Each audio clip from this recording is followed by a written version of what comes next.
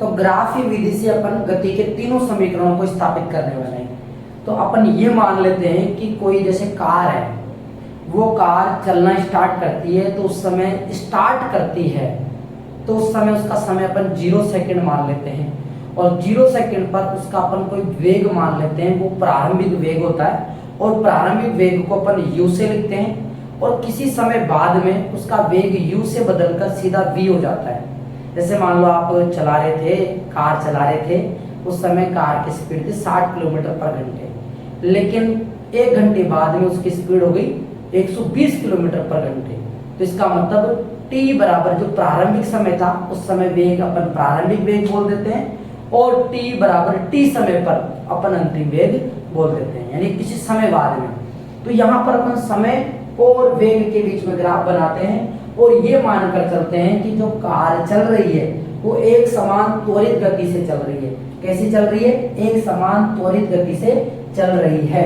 अब एक समान त्वरित गति से चलेगी तो इसका मतलब उसके वेग में जो परिवर्तन आ रहा है वो समान आ रहा है, और समान जब भी आता है तो उसके लिए जो ग्राफ जाता है वो एक सीधी सरल रेखा प्राप्त होती है। तो यहाँ पे देखो t बराबर 0 सेकंड पर अपन ने माना कि कण का प्रारंभिक वेग u है, और t बराबर t सेकंड पर अपन ने माना कि कण का जो अंतिम वेग है वो v है। तो v यहाँ पे डॉट डॉट करते हुए कहाँ आएगा? v यहाँ पे आएगा। और कार जो है, कार बोला है मैंने, कण की जगह आप कार बोल सकते हो।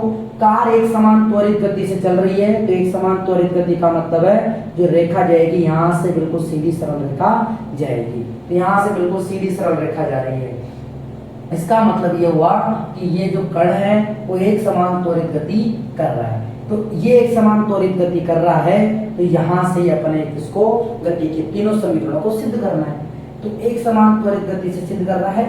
एक्स अक्ष के समानांतर अपन एक लाइन खींच देते हैं, यहाँ पे ये कट करता है, इसको नाम दे देते हैं अपन, यहाँ से नाम दे देते हैं, ये बिंदु A, ये बिंदु B, ये बिंदु C, ये बिंदु D और ये बिंदु O। इसको अपन ने पूरे को नाम दे दिया A, B, C, D, O, ये पूरा नाम दे दिया। तो सबसे पहले हमें क्या करना है? हमें गति का प्रथम समीकरण स्थापित करना है। क्या करना है अपने को? गति का प्रथम समीकरण स्थापित करना है। तो गति का प्रथम समीकरण स्थापित करने के लिए हमें यहाँ पर त्वरण की परिभाषा आनी चाहिए। त्वरण की परिभाषा, त्वरण की परिभाषा। तो त्वरण की परिभाषा क्या होती है? त्वरण की परिभाषा होती है कि त्वरण बराबर जो होता है, त्वरण जो होता है वो वेग में परिवर्तन की दर को बताता है। तो त्वरण बराबर वेग में परिवर्तन, वेग में परिवर्तन बटा परिवर्तन में लगा समय, परिवर्तन में लगा समय। तो त्वरण को अपन किससे लिखते हैं? ए से, क्योंकि त्वरण को इंग्लिश में एक्सेलरेशन बोलते हैं। तो एक्सेलरेशन का क्या आएगा? ए। और वेग में परिवर्तन कितना आया? प्रारंभिक वेग था u और अंतिम वेग था v। तो अंतर कितने का हुआ? अंतिम वेग में से प्रारंभिक वेग को घटाएंगे तो ये जो आ रहा है v माइनस यू, ये वेग में परिवर्तन है। तो वेग में परिवर्तन कितना आया? v minus you. परिवर्तन में कितना समय लगा? t minus 0। t माइनस 0 करेंगे तो क्या आएगा? t आएगा। क्या आएगा? t। अब क्या करना है? इस t का मल्टीप्लाई से करना है, तो a t बराबर v माइनस यू। क्या आया? v minus you. अब इस u माइनस यू का क्या कर दो? पक्षांतरण। तो u इधर चला जाएगा तो u प्लस एटी बराबर में v। u प्लस एटी बराबर में क्या आ गया? v। ये हो गया गति का पहला समीकरण। क्या हो गया? ये गति का पहला समीकरण। तो देख लो कितने आसान तरीके से अपन ने गति का पहला समीकरण सिद्ध कर लिया।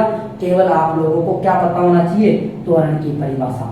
त्वरण की परिभाषा क्या कहती है? कि वेग में परिवर्तन की दर को त्वरण कहते हैं। तो त्वरण बराबर वेग में परिवर्तन बटा परिवर्तन में लगा समय।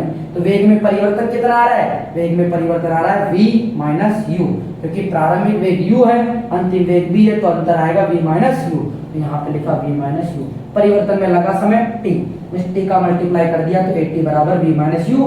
तो इस u का पक्षांतर किया तो v बराबर u प्लस 80। ये हो गया गति का पहला समीकरण। इसके बाद अपन गति का दूसरा समीकरण स्थापित करेंगे। अब अपन गति का दूसरा समीकरण स्थापित करने जा रहे हैं। तो गति का दूसरा समीकरण स्थापित करने से पहले आप लोगों को यह पता होना चाहिए कि गति का दूसरा समीकरण विस्थापन के बारे में बताता है। किसके बारे में बताता है? विस्थापन के बारे में बताता है। और जो विस्थापन होता है वो जो होता है, विस्थापन जो होता है वो वेग समय ग्राफ का क्षेत्रफल होता है। तो वेग और समय के बीच में जो अपन ग्राफ खींचते हैं उसका जो क्षेत्रफल होता है वही क्या कहलाता है? यहाँ पे विस्थापन। जैसे कि इस पूरे ग्राफ का जो क्षेत्रफल है वो क्या है? विस्थापन है। यानी उस कार के द्वारा कितना विस्थापन तय किया गया, तो विस्थापन इस पूरे का क्या आएगा? क्षेत्रफल आएगा। पूरे का क्षेत्रफल यानी वेग और समय के ग्राफ का क्षेत्रफल। तो वेग समय के ग्राफ का क्षेत्रफल जो है वही किसको बताता है? विस्थापन को। और विस्थापन को अपन किससे व्यक्त कर रहे हैं? एस से। वेग समय का ग्राफ का क्षेत्रफल यानी इस पूरे ग्राफ का, यानी यहां से लेकर पूरा ये, इसको क्या नाम दे देते हैं अपन? A B C D O. A B C D O graph का क्षेत्रफल। ग्राफ का क्षेत्रफल, इसका अपने को क्या निकालना है? क्षेत्रफल निकालना है। तो इसके अंदर आप देखोगे इस पूरे ग्राफ के अंदर ये जो वक्र आ रहा है इसके अंदर आपको एक छोटा सा त्रिभुज दिखाई दे रहा होगा और एक आयत दिखाई दे रहा होगा। तो अपन क्या करेंगे? इसको दो टुकड़ों में तोड़ेंगे। पहला आयत त्रिभुज में, दूसरा आयत में। तो अपन इसके दो टुकड़े करेंगे। पहला त्रिभुज ए बी सी का क्षेत्रफल प्लस आयत आयत कौन सा है? देखिए ए सी डी ओ। आयत ए सी डी ओ का क्षेत्रफल त्रिभुज का क्षेत्रफल का सूत्र बहुत अच्छे से जानते हैं। 1/2 आधार गुणा ऊंचाई, आधार गुणा ऊंचाई प्लस आयत का क्षेत्रफल कौन नहीं जानता? इसे तो बच्चा जानता है। लंबाई गुणा चौड़ाई। 1/2 इस वाले त्रिभुज में आधार क्या है? आधार है ये वाली लाइन, और ये वाली लाइन क्या है? AC। इस वाली लाइन का मान क्या है? AC। और AC किसके बराबर आएगा? इस वाले के लिए। तो यहां से लेकर यहां तक का मान कितना है? T। तो ये भी कितना हो जाएगा? T। तो आधार के लिए क्या लिखेंगे? T। ऊंचाई की बात करते हैं। ऊंचाई इस त्रिभुज में ऊंचाई जो आएगी B से लेकर C आएगी। B से लेकर C। ये वाला टुकड़ा कितने के बराबर है? V माइनस U के। ये वाला टुकड़ा कितने के बराबर है? V माइनस U के। तो यहाँ पे क्या आएगा? V minus U। क्या आएगा? V minus U। ठीक है, यहाँ पे क्या आ गया? V minus U। अब आ जाओ, अब बाद में अपन बात करते हैं आयत। आयत क्या है? लंबाई गुणा चौड़ाई। लंबाई कितनी है? T। चौड़ाई कितनी है? ये सॉरी, लंबाई और चौड़ाई। तो लंबाई कितनी है? T और चौड़ाई कितनी है? U। तो ये हो जाएगा U गुणा में T। U गुणा में T। ठीक है, यहाँ पे आया 1/2 गुणा T। V माइनस U को अपन क्या लिख सकते हैं? गति के पहले समीकरण में अपने ने क्या लिखा था? V माइनस U किसके बराबर है? AT के बराबर है। किसके बराबर है? AT के बराबर। एक बार वापस से चेक कर लेना, अपन ने गति का पहला समीकरण क्या लिखा था? V बराबर U प्लस AT। कैसे आया था ये? कैसे आया था? अगर U का पक्षांतर कर देंगे तो V माइनस U बराबर क्या था? AT। तो V माइनस U की जगह क्या लिख सकता हूँ? AT। V माइनस U की जगह क्या लिख सकता हूँ? AT। तो अपन यहाँ पे लिखेंगे गति के पहले समीकरण का उपयोग करके, गति के पहले समीकरण का उपयोग करके तो गति के पहले समीकरण में अपन ने क्या उपयोग किया? V माइनस U बराबर क्या रखा? AT। तो AT रखा तो T का गुणा T से करेंगे तो 1/2 AT² प्लस UT। तो विस्थापन S बराबर क्या जाएगा? Half AT² plus UT। और यही क्या है? यही गति का दूसरा समीकरण है। S बराबर 1/2 AT² प्लस UT। एक बार वापस से देख लेना, गति का दूसरा समीकरण कैसे निकालेंगे? गति का दूसरा समीकरण निकालना यानी विस्थापन का मान ज्ञात करना। और विस्थापन जो होता है वो वेग और समय के ग्राफ का क्षेत्रफल होता है। इसका क्षेत्रफल होता है वेग और समय के ग्राफ का क्षेत्रफल होता है। तो वेग और समय के ग्राफ का क्षेत्रफल का जो हिस्सा आ रहा है वो ये आ रहा है। कितना आ रहा है? ये आ रहा है। इसको दो टुकड़ों में तोड़ेंगे। एक वृत्त है, एक क्या है? एक त्रिभुज है, एक त्रिभुज है और दूसरा क्या है? आयत। तो त्रिभुज और आयत का क्षेत्रफल निकालेंगे। त्रिभुज का क्षेत्रफल होता है 1/2 गुणा आधार गुणा ऊंचाई। आधार क्या है? ये कितने के बराबर होगा? T के बराबर। और ऊंचाई कितनी है? V माइनस U लिख दिया। दूसरे में लंबाई और चौड़ाई, यहाँ से लेकर यहाँ तक U और यहाँ से लेकर यहाँ तक T। तो U गुणा T, तो U गुणा T लिख दिया। गति का पहला समीकरण का उपयोग करा। V माइनस U किसके बराबर होता है? AT के। तो V माइनस U की जगह क्या लिखा? AT। T का गुणा T से क्या कितना हो गया? T²। तो 1/2 AT² प्लस UT। यही गति का क्या है, दूसरा समीकरण है। यही क्या है, गति का दूसरा समीकरण है। इस तरीके से अपन गति का दूसरा समीकरण भी स्थापित कर सकते हैं। इसके बाद भी अपन करेंगे गति का तीसरा समीकरण। देखो, गति का तीसरा समीकरण याद करने के लिए आपको गति का पहला और दूसरा दोनों समीकरण उपयोग में लेना पड़ेगा। देखो कैसे, गति का तीसरा समीकरण निकालना है तो आपको पहला और दूसरा उपयोग में कैसे लेंगे। अपन जानते हैं गति का जो दूसरा समीकरण होता है वो s बराबर U T plus 1/2 a t square होता है। अभी अभी अपन ने याद किया था। इसको चाहे पहले लिख दो चाहे बाद में लिख दो, कोई दिक्कत नहीं है। अब आपको क्या करना है, यहाँ पे t का मान रखना है। t का मान, और t का मान आप कहाँ से रखोगे, t का मान आप गति के पहले समीकरण से रखोगे। गति का पहला समीकरण जो था v माइनस यू बराबर ए टी, तो t के गुणा में क्या है, a का इधर क्या लगा दो, भाग, तो t बराबर यहाँ से बन जाएगा v माइनस यू बटा ए। तो t का मान रखने पर, यानी मैंने लिख रखा है समीकरण नंबर 2, यानी गति के दूसरे समीकरण में समीकरण नंबर 1 से t का मान रखने पर, तो t का मान हमारे पास आया, t का मान v माइनस यू बटा ए रखने पर रखेंगे इसे और हल करेंगे। अब आप लोग गणित पढ़ने वाले हो, देखो अब फिजिक्स का काम खत्म है। s बराबर u, t का मान कितना है, v माइनस यू बटा ए, लिख दिया। चलो आगे बढ़ो, प्लस 1/2 a, t का मान v माइनस यू बटा ए का होल स्क्वायर, क्या लग गया, होल स्क्वायर। ध्यान देना, तरीके से चलना है। अब आपको क्या करना है, देखिए s बराबर v माइनस यू बटा ए, तो आप इस u का मल्टीप्लाई कर दो इससे, तो ये हो जाएगा u v, u का गुणा u से करेंगे तो माइनस का u स्क्वायर बटा में a प्लस 1/2 a। ध्यान देना, इस पूरे ब्रैकेट पे स्क्वायर लिखा हुआ है, तो आपको पहले तो इन दोनों को अलग अलग करना पड़ेगा। पहले तो v माइनस यू के ऊपर स्क्वायर लिखना पड़ेगा और फिर यहाँ पे a के ऊपर स्क्वायर लिखना पड़ेगा। इसको अपन थोड़ा और अच्छे से लिख देते हैं, 1/2 ऐसे कैसे, ये स्क्वायर इसके ऊपर भी आएगा इसके ऊपर भी आएगा, तो v माइनस यू का होल स्क्वायर बटा ए स्क्वायर। अब आप लोगों को यहाँ पे a माइनस बी का होल स्क्वायर का सूत्र लगाना है।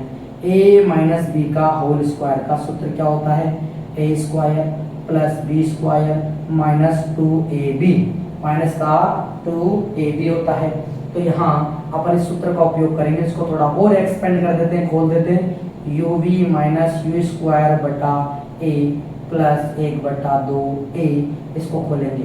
पहली बात, इसको खोलने से पहले क्या आपको यहाँ पे a दिखाई दे रहा है, दिखाई दे रहा है ना, ये रहा a, यहाँ पे क्या है, a स्क्वायर है, a स्क्वायर, तो इस एक से एक घात कम हो जाएगी, तो कितना बचेगा, नीचे केवल बचेगा a, क्या बचेगा a, इस a को इसके नीचे शिफ्ट कर दूं तो 1/2a, बाकी v माइनस यू का होल स्क्वायर का सूत्र लगेगा, तो v square plus U square minus का 2ub।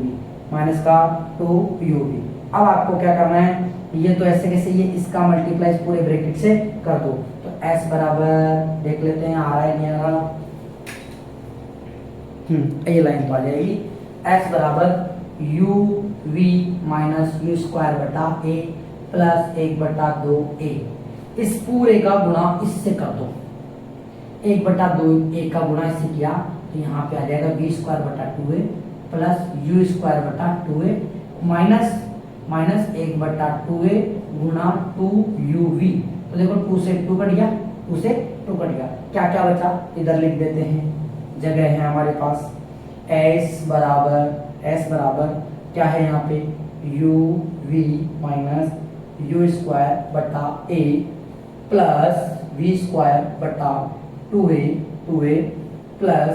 प्लस यू स्क्वायर बटा 2a माइनस, यहाँ पे देखो क्या बचा, 2 से 2 कटने के बाद में uv के नीचे a, uv के नीचे क्या बचेगा, uv के नीचे a बचेगा, ठीक है। अब आप यहाँ पे देखो, यहाँ पे इसके नीचे भी a, इसके नीचे भी a, तो इसको अपन अलग अलग लिख सकते हैं, uv एलसीएम लेके अलग करते हैं ना, वही है ये तरीका, इसको अपन ऐसे लिख सकते हैं, लिख दिया, कोई दिक्कत नहीं होनी चाहिए। अरे भैया एलसीएम लेके लिखा है, ये पहले एलसीएम लिया हुआ था, अब अलग, अब मान लो इसका एलसीएम लोगे तो a वापस से ये आ जाएगा, अलग अलग बिछा या अलग अलग कर दिया, इनको क्या कर दिया, अलग अलग कर दिया, प्लस वी स्क्वायर बटा 2a प्लस यू स्क्वायर बटा 2a माइनस यू बी बटा ए। जो कटता है इसका काट दो, ये प्लस का यू बी बटा है, ये माइनस का यू बी बटा है, तो ये आपस में कट गए। क्या हो गए? आपस में कट गए। अब देखो यहाँ पे वी स्क्वायर अपॉन 2a और यहाँ पे क्या है माइनस का U square upon A plus V square upon 2a और plus U square upon 2। LCM ले लो, एलसीएम ले लो, हल ही तो करना है। एलसीएम ले लो, 2a एलसीएम आएगा, नीचे 2a आएगा, क्या आएगा 2a एलसीएम। a का भाग 2a में लगाया 2 बचा, 2 का मल्टीप्लाई किया तो माइनस का 2 स्क्वायर प्लस 2a का भाग 2a में लगाया, एक बार गया v स्क्वायर, 2a का भाग 2a में लगाया, एक बार गया u से मल्टीप्लाई किया u स्क्वायर, ठीक है। माइनस का 2u स्क्वायर और प्लस का u स्क्वायर, माइनस का 2u स्क्वायर और प्लस u स्क्वायर कितने हो जाएंगे? -2 और प्लस 1। अगर इसको आप ऐसे नहीं लिखना चाहते तो आप ऐसे u स्क्वायर इसको यहाँ पास में लाके रख दो, इसको यहाँ रख दो, इस 2a को यहाँ रख दो।